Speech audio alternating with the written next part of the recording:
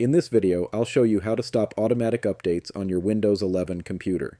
This is a quick and easy process. Let's get started. First, open the Start menu and search for Services. Then click on the Services app from the search results. Once the Services window opens, scroll all the way down until you find Windows Update. Double-click on it to open its properties. Now, look for the Startup Type option and change it from Manual to Disabled. After that, click Apply. Next, go to the Recovery tab at the top. On the right side of First Failure, change the setting to Take No Action.